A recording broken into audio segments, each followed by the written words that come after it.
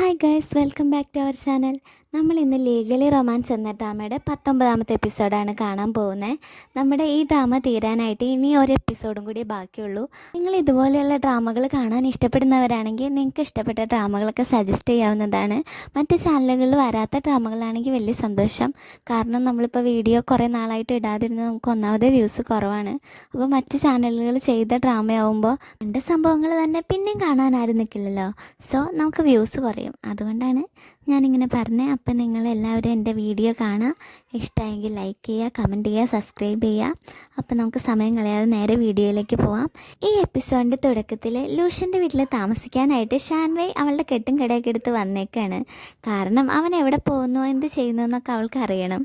ചോങ്ങിനെ കാണാൻ പോയ കാര്യം പറഞ്ഞ് ഷാൻവേ അവനോട് വല്ലാണ്ട് ചൂടാകുമ്പോൾ നിനക്കിതെന്താ പറ്റിയേ, നീ എന്താ കുറച്ച് ദിവസമായിട്ട് ഇങ്ങനെയൊക്കെ പെരുമാറുന്നതെന്ന് ചോദിക്കുകയാണ് ഷാൻവേയിനോട്. അപ്പോൾ അവളും താൻ സ്കാൻ ചെയ്യുമ്പോൾ കാണാറുള്ള സ്വപ്നത്തെ പറ്റിയും അത് ശരിക്കും റിയലായിട്ട് നടക്കാറുള്ളതിനെ പറ്റിയൊക്കെ ലൂഷ്യനോട് പറയും. എന്നിട്ട് അവനെ കത്തിയും കൊണ്ട് ഒരാൾ കുത്താൻ വരുന്നത് അവൾ സ്വപ്നം കണ്ടു എന്നൊക്കെ പറയാണ്.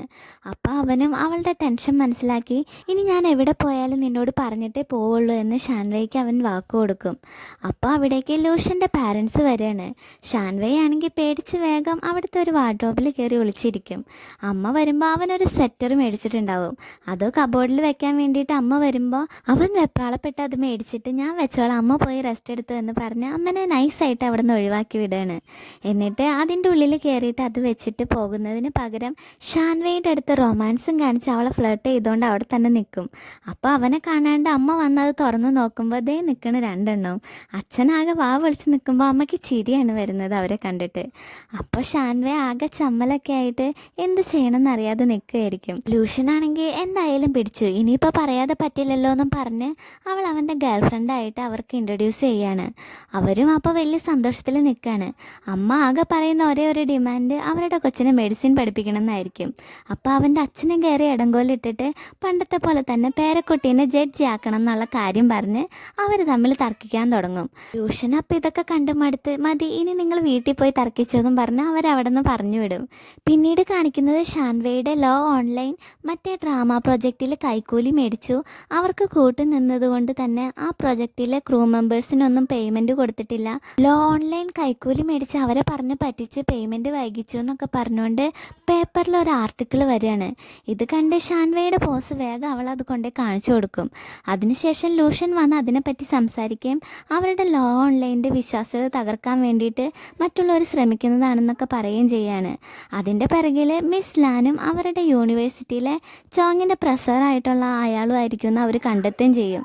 മാത്രമല്ല ആ പ്രൊഫസറും AES കമ്പനിയും തമ്മിലുള്ള ബന്ധത്തെ പറ്റിയൊക്കെ ഡിസ്കസ് ചെയ്യുമ്പോൾ അയാൾ വഴി AES കമ്പനി കള്ളപ്പണം വെളുപ്പിക്കുന്നതായിട്ടും വേറെ കുറേ ഇല്ലീഗലായിട്ടുള്ള കാര്യങ്ങൾ ചെയ്യുന്നതായിട്ടും അവർക്ക് കണ്ടെത്തും. ആ പ്രൊഫസറിൻ്റെ വൈഫിൻ്റെ അക്കൗണ്ട് വഴിയാണ് അവരുടെ ഇല്ലീഗൽ ട്രാൻസാക്ഷനൊക്കെ നടക്കുന്നതെന്ന് ഷാൻവേ കണ്ടുപിടിച്ചിട്ട് അവരെ കാണാൻ വേണ്ടിയിട്ട് അവൾ ചെല്ലുകയാണ്. ശരിക്കും ചോങ്ങും അവളുമായിട്ട് തുടങ്ങിയിട്ടുള്ള ആ ലോ ഫേമിൽ വെച്ചിട്ടാണ് ഈ പ്രൊഫസറിനും ഭാര്യയ്ക്കും വേണ്ടിയിട്ട് അവർ ഡിവോഴ്സ് വാങ്ങിച്ചു കൊടുത്തത്. അന്ന് ഈ ഭാര്യയ്ക്കെതിരായിട്ടാണ് നമ്മുടെ ചോങ്ങ് വാദിച്ചത്. അവർ ഡിവോഴ്സ് ആയതിനു ശേഷം ആ സ്ത്രീ ഒരു മെൻ്റൽ ഹോസ്പിറ്റലിൽ താമസിപ്പിച്ചിരിക്കുകയാണ് അയാൾ. ഷാൻവേ അവരെ കാണുമ്പോൾ അവരൊന്നും സംസാരിക്കാൻ പോലും കൂട്ടാക്കില്ല. കാരണം അന്ന് ചോങ്ങിൻ്റെ കൂടെ ഇവരുടെ കേസ് വാദിക്കാനുണ്ടായത് ഷാൻവേ ആണല്ലോ. അപ്പോൾ അവരുടെ മകനെ അവരെ കൊണ്ട് കാണിക്കാമെന്നൊക്കെ അവൾ പറഞ്ഞ് അവരെ കൺവിൻസ് ചെയ്യാനൊക്കെ ശ്രമിക്കുമ്പോൾ ചോങ്ങിൻ്റെ പണ്ടത്തെ ക്ലാസ്മേറ്റായ യൂട്ടിയാനാണ് അവർക്ക് ആ അക്കൗണ്ട് എടുത്ത് കൊടുത്തതെന്നൊക്കെ അവരിൽ നിന്ന് ഷാൻവേ അറിയും. പിന്നീട് ഷാൻവേ ആ പ്രൊഫസറിൻ്റെ മകനെ അവൻ്റെ അമ്മയെ കൊണ്ടുപോയി കാണിക്കുകയാണ്. എന്നിട്ട് അവർക്ക് മുന്നിൽ ഇനിയും ജീവിതമുണ്ടെന്നും മകന് വേണ്ടി അവർ ജീവിക്കണം എന്നൊക്കെ പറഞ്ഞ് അവരെ ബോധ്യപ്പെടുത്തും. അങ്ങനെ അവൾ പോവാൻ തുടങ്ങുമ്പോൾ ആ പ്രൊഫസറിൻ്റെ വൈഫ് അവളോട് തൻ്റെ ID കാർഡ് കൊണ്ടുപോയി കഴിഞ്ഞാൽ അക്കൗണ്ടിൻ്റെ ഡീറ്റെയിൽസ് എടുക്കാൻ പറ്റും, ഇനി വേറെ എന്തെങ്കിലും ഹെൽപ്പ് വേണമെങ്കിൽ അതും ചെയ്യാൻ ഞാൻ തയ്യാറാണെന്ന് അവൾക്ക് വാക്ക് കൊടുക്കും. ഷാൻവേ AES കമ്പനിക്കെതിരെ തെളിവുകൾ ശേഖരിക്കുന്നത് അറിഞ്ഞ് മിസ് ലാൻ അവർക്കെതിരെ ചോങ്ങിൻ്റെ പ്രൊഫസറുമായിട്ട് ചേർന്ന് ഗൂഢാലോചന നടത്തുകയാണ്. ചോങ്ങിന് അവരോടുള്ള സോഫ്റ്റ് കോർണർ അറിയാവുന്നത് കൊണ്ട് തന്നെ അവനെ ഈ ചർച്ചകളിൽ നിന്നൊക്കെ എല്ലാവരും മാറ്റി നിർത്തുകയാണ്. പക്ഷേ ചോങ് ഇതെല്ലാം വെളിയിൽ നിന്ന് കേൾക്കുന്നുണ്ടാവും. ഇവിടെ നമ്മുടെ ലൂഷ്യനും ഷാൻവേയും അവർ കളക്ട് ചെയ്ത എവിഡൻസൊക്കെ പരിശോധിച്ചുകൊണ്ടിരിക്കുമ്പോൾ ശീശിൻ അവിടേക്ക് വരും. അപ്പോൾ അവൾ ആ ഡാമിൽ ഇൻവെസ്റ്റ് ചെയ്തവരുമായിട്ട് കോംപ്രമൈസ് ചെയ്തിട്ട് ഒരു എഗ്രിമെൻ്റ് ഉണ്ടാക്കിയിട്ടുണ്ടെന്നും ആ ക്രൂ മെമ്പേഴ്സുമായിട്ട് അതൊക്കെ സംസാരിച്ച് ഒരു തീരുമാനത്തിലെത്തണം, അതിനവരിവിടെ വന്നിട്ടുണ്ട് എന്നൊക്കെ പറഞ്ഞ് വലിയ സന്തോഷത്തിൽ നിൽക്കുമ്പോൾ ഒരു കൂട്ടം ആൾക്കാർ അവിടേക്ക് ഇടിച്ചു കയറി അവരുടെ ഓഫീസൊക്കെ ആകെ അടിച്ച് തകർത്ത് അവിടെ ഉണ്ടായ പേപ്പേഴ്സും എവിഡൻസും ഒക്കെ ആകെ നശിപ്പിച്ച് കളയാണ്. AES ഗ്രൂപ്പിലെ മിസ് ലാനാണ് ഇതിൻ്റെ പിറകിലെന്ന് ലൂഷ്യൻ അപ്പോൾ മനസ്സിലാവും. ഇവിടെ ചോങ് അവൻ്റെ ക്യാബിനിലേക്ക് കയറുമ്പോൾ മിസ് ലാൻ ചോങ്ങിനോട് ഇന്ന് ഓഫീസിൽ തന്നെ നിൽക്കാൻ പറഞ്ഞിട്ടുണ്ടെന്ന് അവരുടെ ഒരാൾ അവനോട് പറയും. ഇത് ഷാൻവേയിനെ അപകടപ്പെടുത്താനുള്ള എന്തോ കാര്യം ചെയ്യാനുള്ള അവരുടെ പുറപ്പാടാണെന്ന് മനസ്സിലാക്കി ചോങ് അവിടുന്ന് പോവാൻ തുടങ്ങുമ്പോൾ അവനെ തടഞ്ഞ് അവൻ്റെ കയ്യിലെ ഫോണൊക്കെ പിടിച്ചെറിഞ്ഞ് കളഞ്ഞിട്ട് അയാളെ ഒരുപാട് അടിക്കുകയോ ഉപദ്രവിക്കുകയൊക്കെ ചെയ്യാണ് ആ ബോഡി ഗാർഡ്. ഇവിടെ നമ്മുടെ ലൂഷ്യനാണെങ്കിൽ ഷാൻവേയിനെ ശീശിനെയും കൂട്ടിയിട്ട് വേഗം പോവാൻ ശ്രമിക്കുമ്പോൾ ഷാൻവേയ് സ്വപ്നത്തിൽ കണ്ടതുപോലെ തന്നെ ആ കാർ പാർക്കിംഗ് ഏരിയയിൽ കുറേ ആൾക്കാർ അവരെ അറ്റാക്ക് ചെയ്യാൻ വേണ്ടിയിട്ട് അവിടെ ചുറ്റും കൂടി നിൽക്കുകയാണ്. പിന്നെ അവിടെ വലിയ ഫൈറ്റ് നടക്കുകയാണ്. ലൂഷ്യൻ അവരെയൊക്കെ ഇടിക്കുമ്പോൾ ശീശിനും ഷാൻവേയും കൂടിയിട്ട് പെപ്പർ സ്പ്രേയും കോടയൊക്കെ വെച്ച് പറ്റുന്ന രീതിയിലൊക്കെ അവർക്ക് എതിർത്ത് നിൽക്കുന്നുണ്ട്. അന്നേരം സ്വപ്നത്തിൽ കണ്ടതുപോലെ തന്നെ ഒരാൾ ലൂഷ്യനെ കുത്താൻ വേണ്ടിയിട്ട് വരും. ഷാൻവേയ് വേഗം അത് കണ്ട് ഒച്ചയെടുക്കുമ്പോൾ ലൂഷ്യൻ തിരിഞ്ഞ് ആ കത്തിയിൽ കയറി പിടിച്ചിട്ട് അയാളെ തല്ലി ബോധം കെടുത്തും. പക്ഷെ ആ കത്തി പിടിച്ചതുകൊണ്ട് അവൻ്റെ കയ്യിൽ നല്ല രീതിയിൽ മുറിവ് പറ്റിയിട്ടുണ്ടാവും. ആ കറക്റ്റ് സമയത്ത് തന്നെ നമ്മുടെ ചുവാനും ലിയും അവളുടെ ബോഡി ഗാർഡും ഒക്കെ കൂടി വന്നിട്ട് ആ ഗുണ്ടകളിൽ നിന്ന് അവളെ രക്ഷിക്കുകയാണ്. ഹോസ്പിറ്റലിൽ ഇരിക്കുന്ന ലൂഷ്യൻ്റെ അടുത്ത് ആ ആളുകൾ AESൻ്റെ കാശ് വാങ്ങിയിട്ടാണ് ഇതൊക്കെ ചെയ്തത്. പക്ഷേ അവരുടെ സ്വന്തം പക തീർക്കാനാണെന്നാണ് പോലീസിനോട് പറഞ്ഞിരിക്കുന്നത്.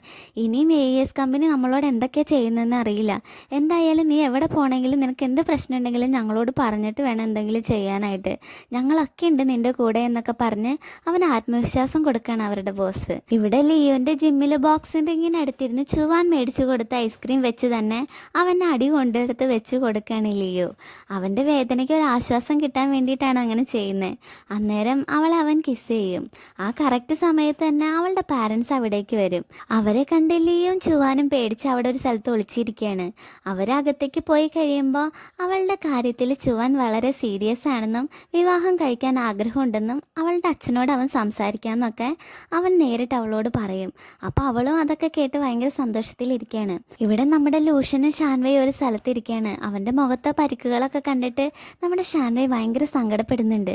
അന്നേരം നീ പറഞ്ഞ കാര്യങ്ങൾ വിശ്വസിക്കാത്തതിന് എന്നോട് പിണക്കാണോ? ഞാനിപ്പോൾ നിൻ്റെ സ്വപ്നം ഫലിക്കുമെന്നുള്ളത് ശരിക്കും വിശ്വസിക്കുന്നുണ്ട്. ഇനി താൻ പറയുന്നത് പോലെ ഞാൻ ചെയ്തോളാം എന്നൊക്കെ ഷാൻവേയുടെ മൂഡ് ഓഫ് മാറ്റാനായിട്ട് അവൻ പറയുമ്പോൾ അവൾ താൻ ഈ സ്വപ്നം കാണുന്നതൊന്നും ഒട്ടും ഇഷ്ടപ്പെടുന്നില്ല. കാരണം അവൾക്ക് ഫ്യൂച്ചർ കാണാൻ പറ്റുന്നുണ്ടെങ്കിലും അതിലൊരു മാറ്റം വരുത്താൻ കഴിയാതെ ആകെ ഹെൽപ്ലെസ് ആയിട്ട് നിൽക്കേണ്ട അവസ്ഥയാണെന്നൊക്കെ പറഞ്ഞ് അവൾ ഭയങ്കരമായിട്ട് നിരാശപ്പെടുകയാണ്. അപ്പോൾ അവനും അങ്ങനെയൊന്നും ചിന്തിക്കേണ്ട, തനിക്ക് ഇങ്ങനെയൊക്കെ സംഭവിക്കുമെന്ന് അറിയാവുന്നത് കൊണ്ടല്ലേ അയാളുടെ കയ്യിൽ കത്തി ഉണ്ടാവുമെന്നും കുത്തുമെന്നൊക്കെ അറിഞ്ഞത്. അതുകൊണ്ടല്ലേ സ്വപ്നത്തിൽ കണ്ടതുപോലെ തന്നെ വയറ്റിൽ കുത്തേണ്ട കത്തി തടയാൻ എനിക്ക് പറ്റിയത്. ഇപ്പോൾ കൈയല്ലേ കുറച്ച് മുറിഞ്ഞുള്ളൂ. ഇതിനകത്ത് തന്നെ മനസ്സിലായില്ലേ, സ്വപ്നത്തിലുള്ളതൊക്കെ നടന്നാലും കറക്റ്റ് അതുപോലെ ആയിരിക്കില്ല, കുറച്ചൊക്കെ നമുക്ക് മാറ്റാൻ കഴിയുമെന്ന് എന്നൊക്കെ പറഞ്ഞ് അവൻ അവളെ സമാധാനിപ്പിക്കും. അപ്പോൾ അവളുടെ അച്ഛന് കൊടുത്ത ആ മോതിരം ഊരിയിട്ട് അവന് കൊടുക്കുകയാണ് അവൾ. അന്നേരം നിൻ്റെ കൂടെ ഞാൻ എന്നും ഉണ്ടാവും എന്നൊക്കെ പറഞ്ഞിട്ട് നിനക്കറിയാത്ത ഒരു വലിയ സത്യമുണ്ട്, അത് ഞാനിപ്പോൾ പറയാം. എനിക്ക് ഫ്യൂച്ചറൊക്കെ പ്രെഡിക്റ്റ് ചെയ്യാൻ പറ്റും. കാരണം ഞാൻ 10 വർഷം മുമ്പുള്ള ഫ്യൂച്ചറിൽ നിന്ന് വന്നതാ. ശരിക്കുള്ള ലൂഷൻ ഇതല്ല, ശരിക്കുള്ള ലൂഷൻ അവിടെയാണെന്നൊക്കെ പറഞ്ഞുകൊണ്ട് അവൾ പണ്ട് പറഞ്ഞിരുന്നത് പോലെയൊക്കെ ഓരോന്ന് പറഞ്ഞ് അവളെ കളിയാക്കി ചിരിക്കുകയാണ്. ഇത് ക്രൂ അംഗങ്ങളും എല്ലാവരും കൂടിയിട്ട് ശീശിനോടും ലോ ഓൺലൈനോടും ക്ഷമാപണം നടത്തി പരസ്യ പ്രസ്താവന ഇറക്കുകയാണ്. അങ്ങനെ അവർ പുതിയ കരാറിൽ ഒപ്പുവെക്കുകയും ആദ്യം അവർക്ക് പ്രതിഫലം നൽകാതിരുന്ന പ്രൊഡ്യൂസറിനെതിരെ കേസ് ഫയൽ ചെയ്യുകയും ചെയ്യും. മാത്രമല്ല ലോ ഓൺലൈൻ കൈക്കൂലി വാങ്ങി ചതിച്ചു എന്നുള്ള ആരോപണവും ഇതോടെ ഇല്ലാതാവുകയാണ്. ഇവിടെ ലൂഷ്യൻ കള്ളപ്പണം വെളുപ്പിക്കലുമായി ബന്ധപ്പെട്ട് ചോങ്ങിൻ്റെ പ്രൊഫസറിനും AES കമ്പനിക്കും എതിരെ കണ്ടെത്തിയ തെളിവുകളെക്കുറിച്ച് ബോസുമായി ഡിസ്കസ് ചെയ്യാണ്. മാത്രമല്ല യൂട്ടിയാനാണ് ഇതിന് എല്ലാത്തിനും അവരെ സഹായിക്കുന്നതെന്ന് അവർ മനസ്സിലാക്കും. എന്നിട്ട് അവരുടെ കൂടെ പഠിച്ച സീനിയർ എന്ന നിലയിൽ അവർക്ക് ഇതിൽ നിന്ന് രക്ഷപ്പെടാനും അവളിൽ നിന്ന് കൂടുതൽ വിവരങ്ങൾ അറിയാനും യൂട്ടിയാനെ നേരിട്ട് കണ്ട് സംസാരിക്കുകയാണ് ലൂഷ്യൻ. പക്ഷേ അവൻ പറയുന്നത് പറയുന്നതൊക്കെ നിഷേധിക്കുകയും തന്നെ ഭീഷണിപ്പെടുത്താൻ നോക്കണ്ടെന്ന് അവൾ പറയുകയും ചെയ്യുമ്പോൾ ലൂഷ്യൻ ആവശ്യമുള്ള തെളിവുകളില്ലാതെ ഞാൻ തന്നെ കാണാൻ വരുന്നു തോന്നുന്നുണ്ടോ? ഞാൻ ഈ എവിഡൻസ് ഹാജരാക്കുന്ന സമയത്ത് CEO, ജനറൽ മാനേജർ, ചെയർമാൻ എന്നിവരുൾപ്പെടെ എല്ലാവരും കുടുങ്ങും. ഒരു ഫ്രണ്ട് എന്നുള്ള നിലയിൽ പറയാണ്, നീയായിട്ട് തെറ്റിദ്ധരുത്തിയ 5 വർഷത്തിന് താഴെ നിനക്ക് ശിക്ഷ കിട്ടുള്ളൂ. ബാക്കി എന്താണെന്ന് വെച്ചാൽ നിൻ്റെ ഇഷ്ടമെന്ന് പറയുമ്പോൾ അവൾക്ക് ആലോചിക്കാൻ കുറച്ച് ടൈം വേണമെന്ന് പറയാണ് യൂട്ടിയാൻ. അവൻ പോയി കഴിയുമ്പോൾ അവൾ ആ പ്രൊഫസറിനെ വിളിച്ച് എന്തൊക്കെയാണ് സംസാരിച്ചതെന്നുള്ളതെല്ലാം പറയുന്നുണ്ട്. പിന്നീട് ലൂഷ്യൻ തെളിവിനായി അയാളുടെ ഭാര്യ നൽകിയ വിവരങ്ങൾ അനുസരിച്ച് പ്രൊഫസറിൻ്റെ പഴയ വീട്ടിൽ ചെല്ലുകയാണ്. പോകുന്ന വഴി ഷാൻവേയിനെ വിളിച്ച് അങ്ങോട്ടേക്ക് വരാൻ പറയുന്നുണ്ട്. ലൂഷ്യൻ അവിടേക്ക് പോകുമ്പോൾ ആ പ്രൊഫസർ അവനെ ഫോളോ ചെയ്ത് വരുന്നുണ്ടാവും. ലൂഷ്യൻ അകത്ത് കയറി എവിഡൻസ് തപ്പിക്കൊണ്ടിരിക്കാൻ നേരത്ത് അയാൾ പതുക്കെ അകത്ത് കയറിയിട്ട് പെട്രോളൊക്കെ ഒഴിച്ച് വാതിൽ പുറത്തുനിന്ന് പൂട്ടും. എന്നിട്ട് പുറത്തുനിന്ന് തീയിടുകയാണ് ഉള്ളിലേക്ക്. മാത്രമല്ല അവൻ ഒരു കാരണവശാലും രക്ഷപ്പെടാതിരിക്കാൻ വേണ്ടി ജനൽ വഴി പെട്രോൾ കുപ്പിയൊക്കെ വലിച്ചെറിഞ്ഞ് തീ ആളി കത്തിക്കുകയാണ്. ലൂഷ്യൻ പരമാവധി ഡോറൊക്കെ പൊളിക്കാൻ നോക്കുന്നുണ്ടെങ്കിലും അവൻ അതിന് പറ്റില്ല. അവസാനം തീയും പുകയൊക്കെ കാരണം ശ്വാസം മുട്ടി ലൂഷ്യൻ അവിടെ ഇരിക്കുമ്പോൾ അവിടേക്ക് വരുന്ന ഷാൻവേയ് ഇത് കണ്ട് വേഗം അവിടെ ഇരുന്ന് ചുറ്റികയൊക്കെ എടുത്ത് ആ പൂട്ടടിച്ച് പൊളിച്ച് അവൻ അവിടെ നിന്ന് രക്ഷപ്പെടുത്തും. പിന്നീട് കാറിലിരിക്കുന്ന ലൂഷ്യനെ നോക്കി ഷാൻവേയ് ആകെ സങ്കടപ്പെടുകയാണ്. സത്യത്തിന് പുറകെ പോകുന്നത് വളരെ ഹാർഡായിട്ടുള്ളൊരു പരിപാടിയാണെന്നും പറഞ്ഞ് അവൾ വിഷമിച്ചിരിക്കുമ്പോൾ അവൻ അവളെ ഓരോന്നൊക്കെ പറഞ്ഞ് സമാധാനിപ്പിക്കും. എന്നിട്ട് അവൻ അവിടെ നിന്ന് കിട്ടിയ ഒരു പ്രധാന തെളിവെടുത്ത് കാണിച്ചിട്ട് ഇനി അവർക്ക് രക്ഷപ്പെടാൻ പറ്റില്ല, ഈ ഒരൊറ്റ തെളിവ് മതി നമുക്ക് ഈ കേസ് ജയിക്കാനെന്ന് അവൻ പറയും. പക്ഷേ ഷാൻവേയ് ഇതൊന്നും കാര്യമാക്കാതെ ഇനി നീ ഇങ്ങനത്തെ അപകടം പിടിച്ച പണിക്കൊന്നും പോവരുത്, പോയാൽ എന്നെയും കൂടി കൊണ്ടുപോകണം എന്നൊക്കെ പറഞ്ഞ് അപ്പോഴത്തെ ആ ടെൻഷനിൽ നിർത്താതെ ഓരോന്നൊക്കെ പിറുപിറുത്തോണ്ടിരിക്കുമ്പോൾ ലൂഷ്യൻ അവളെ കിസ് ചെയ്തിട്ട് അവളുടെ വായ അടപ്പിക്കും. അന്നേരം ഷാൻവേയ് അവൻ്റെ തോളിൽ ചാരി അവളെ ഇത്രയും സ്നേഹിക്കുന്നതിന് നന്ദി എന്ന് പറയാണ് മനസ്സിൽ. പിന്നീട് കാണിക്കുന്നത് AES ഗ്രൂപ്പിലെ മിസ് ലാനോട് പ്രൊഫസറിനെ പോലീസ് അറസ്റ്റ് ചെയ്തു എന്നുള്ള കാര്യം അവിടുത്തെ എംപ്ലോയി വന്ന് പറയാണ്. അന്നേരം ഫിനാൻഷ്യൽ മാനേജറായിട്ടുള്ള യൂട്ടിയാനെ പറ്റി മിസ് ലാൻ ചോദിക്കും. അവളെ പോലീസ് അന്വേഷിക്കുന്നുണ്ട്, ഇപ്പോൾ അവൾ ഒളിവിലാണെന്ന് അയാൾ പറയുമ്പോൾ അവളെ വേഗം കണ്ടെത്തി അവളുടെ വായ അടപ്പിക്കണം, അവളിൽ നിന്ന് ഒന്നും ആരും അറിയരുതെന്ന് മിസ് ലാൻ പറയാണ്. അതേ ടൈമിൽ തന്നെ അവളുടെ അച്ഛൻ അവിടേക്ക് വരും. അച്ഛനെ കണ്ട് അവൾ ഭയങ്കരമായിട്ട് പേടിച്ച് നിൽക്കുകയാണ്. കമ്പനി നിലനിർത്താൻ അവൾ ഒരുപാട് ഹാർഡ് വർക്ക് ചെയ്തിട്ടുണ്ടെന്നും പക്ഷേ നിന്നിൽ ഇത്ര പ്രതീക്ഷ വെച്ചത് എൻ്റെ തെറ്റാണെന്നും അദ്ദേഹം ആ സമയത്ത് പറയും. അവളുടെ പ്രവർത്തനങ്ങളിൽ അദ്ദേഹത്തിന് വളരെ അതൃപ്തി ഉണ്ടാവും. അപ്പോൾ അവൾ ചെയ്തു വെച്ച പ്രശ്നങ്ങൾ തീർക്കാൻ വേണ്ടിയിട്ട് ഒരു ഹാഫ് മന്ത് ടൈം തരുമെന്ന് ചോദിക്കുകയാണ് അവൾ അവളുടെ അച്ഛനോട്. അപ്പോൾ അദ്ദേഹവും 15 ദിവസം ഞാൻ നിനക്ക് തരാം, നിനക്കിത് ശരിയാക്കാൻ കഴിഞ്ഞില്ലെങ്കിൽ നിനക്ക് പകരം നിൻ്റെ ചേട്ടൻ ഈ സ്ഥാനത്തേക്ക് വരുമെന്നും പറഞ്ഞ് അദ്ദേഹം അവിടെ നിന്ന് പോവും. ഇവിടെ ഷാൻവേയ് വീട്ടിലിരിക്കുമ്പോൾ ചോങ് അവൾക്ക് ഫ്രൂട്ട്സൊക്കെ കൊണ്ട് കൊടുത്തിട്ട് ഓരോന്നൊക്കെ പറഞ്ഞ് സോപ്പിടുകയാണ്. ലിയുവിൻ്റെ പാരൻസ് അവനെയും ഫാമിലിയെയും ഒക്കെ കാണണമെന്ന് പറഞ്ഞിട്ടുണ്ടായിരുന്നു, അതിന് വേണ്ടിയിട്ടാണ് അവൻ ഇങ്ങനെ സോപ്പിടുന്നത്. അതിനിടയിൽ സംസാരിച്ച് വരുന്ന കൂട്ടത്തിൽ അന്ന് അവരെ ആളുകൾ അറ്റാക്ക് ചെയ്തപ്പോൾ അവർ കറക്റ്റ് സമയത്ത് അവിടെ എത്തിയത് ചോങ് വിളിച്ച് നിങ്ങളെ രക്ഷിക്കണം, നിങ്ങൾ അപകടത്തിലാണെന്ന് അറിയിച്ചതുകൊണ്ടാണെന്ന് ചോങ് പറയും. അവളപ്പോൾ ആകെ വല്ലാണ്ടാവാണ്. പിന്നീട് അവൾ അതിനെപ്പറ്റി ലൂഷ്യനോട് സംസാരിക്കുകയും ഈ കേസിൽ അവനും ഉൾപ്പെടും എന്നുള്ളത് കൊണ്ട് തന്നെ അവനെ ഇതിൽ നിന്ന് എങ്ങനെയെങ്കിലുമൊക്കെ രക്ഷിക്കാൻ വഴിയുണ്ടോ എന്നൊക്കെ ഡിസ്കസ് ചെയ്യാണ്. അതിനുശേഷം ചോങ്ങിനെ യൂണിവേഴ്സിറ്റിയിൽ ആദ്യമായി കണ്ട സ്ഥലത്ത് വെച്ച് അവനോട് സംസാരിക്കുകയാണ് ഷാൻവേയ്. അവൻ്റെ ഇത്രയും വർഷത്തെ കഷ്ടപ്പാടും കരിയറും ഒക്കെ ഒരു കമ്പനിക്ക് വേണ്ടിയിട്ട് നശിപ്പിക്കരുത് എന്നൊക്കെ അവനോട് അവൾ പറയുമ്പോൾ അവനും എനിക്കിനി ഒന്നും ചെയ്യാൻ കഴിയില്ല, ഈ പറയുന്നത് പോലെ എളുപ്പമല്ല സത്യസന്ധമായിട്ട് ജീവിക്കുക എന്നുള്ളത്, ഇനി ഞാൻ പിന്തിരിഞ്ഞാൽ എന്താ നടക്കാൻ പോകുന്നതെന്ന് നിനക്കറിയാലോ, മുന്നോട്ട് പോകാമെന്നല്ലാതെ എനിക്ക് വേറെ ഓപ്ഷൻ ഇല്ല എന്ന് പറയാണ് ചോങ്. അന്ന് യൂണിവേഴ്സിറ്റിയിൽ ഒരു ഫംഗ്ഷൻ നടക്കുന്നുണ്ടാവും. അവർ രണ്ടാളും അവിടെ ചെല്ലുമ്പോൾ ലൂഷ്യനാണ് അവിടുത്തെ ക്വിസ് മത്സരത്തിൽ പിള്ളേർക്ക് പ്രൈസ് കൊടുക്കുന്നത്. അന്നേരം അവനോട് പ്രസംഗിക്കാൻ അവർ ആവശ്യപ്പെടുമ്പോൾ നമ്മൾ സുഹൃത്തുക്കളായി പഠിച്ച സ്ഥലത്ത് നിന്ന് നമ്മൾ ഗ്രാജുവേഷനൊക്കെ പോയി കഴിഞ്ഞ് കുറേ വർഷങ്ങൾ കഴിഞ്ഞ് കാണുമ്പോൾ ചിലപ്പോൾ നമ്മൾ ശത്രുക്കളായിരിക്കും, പക്ഷെ അതൊക്കെ നമ്മൾ നീതിക്കും ന്യായത്തിനൊക്കെ വേണ്ടി പൊരുതാൻ വേണ്ടി മാത്രമാണ് ആ ശത്രുക്കളായിരിക്കുന്നത്, അത് കഴിഞ്ഞ് കഴിഞ്ഞാൽ നമ്മൾ എന്നും സുഹൃത്തുക്കളായിരിക്കും എന്നൊക്കെ ചോങ്ങിനെ നോക്കി അവൻ പറയാണ്. അതിനുശേഷം ഞാൻ ഈ കോളേജിലെ അപൂർവമായിട്ടുള്ള ടാലൻറ്റഡ് ആയിട്ടുള്ള ഒരു പൂർവ്വ വിദ്യാർത്ഥിനെ വിളിക്കുകയാണ്. അവൻ കോളേജ് ലൈഫിലായാലും പ്രൊഫഷണൽ ലൈഫിലായാലും എൻ്റെ ഏറ്റവും വലിയ എതിരാളിയാണ്, പക്ഷെ ഞങ്ങൾ എന്നും സുഹൃത്തുക്കളുമാണെന്ന് പറഞ്ഞിട്ട് ചോങ്ങിനെ സ്റ്റേജിലേക്ക് വിളിക്കും. ചോങ് അപ്പം ആകെ സർപ്രൈസ്ഡ് ആവാണ്. അങ്ങനെ അവനും ബാക്കിയുള്ളവരും കൂടി ചേർന്ന് അവരുടെ ഗ്രാജുവേഷൻ ടൈമിൽ എടുക്കുന്ന പ്രതിജ്ഞ ചൊല്ലുമ്പോൾ ചോങ്ങിൻ്റെ മനസ്സിൽ വലിയ വടംവലി നടക്കുകയാണ്.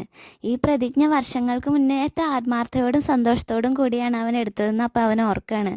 മാത്രമല്ല കോളേജിൽ ലൂഷ്യനും അവനും ഒരുമിച്ച് നടന്ന ടൈമൊക്കെ ഓർത്ത് ലൂഷ്യനെ നോക്കി ചിരിക്കുകയാണ് ചോങ്. അങ്ങനെ അവർ ഒരുമിച്ച് അവരുടെ സൗഹൃദം പങ്കിട്ട് വളരെ സന്തോഷത്തിൽ നിൽക്കുന്നിടത്താണ് നമ്മുടെ ഈ വീഡിയോ അവസാനിക്കുന്നത്. ഇനി ഒരു എപ്പിസോഡേ ബാക്കിയുള്ളൂ. അപ്പോൾ നിങ്ങൾക്ക് വേറെ ഏതെങ്കിലും ഡ്രാമ ഞാൻ പറയുന്നത് കേൾക്കാൻ ഇഷ്ടമുണ്ടെങ്കിൽ ആ ഡ്രാമയുടെ പേര് സജസ്റ്റ് ചെയ്യുക. അപ്പോൾ നമുക്ക് വീഡിയോ ഇഷ്ടമായെങ്കിൽ ലൈക്ക് ചെയ്യാനും കമൻറ്റ് ചെയ്യാനും സബ്സ്ക്രൈബ് ചെയ്യാനും മറക്കരുത്. Thank you for watching.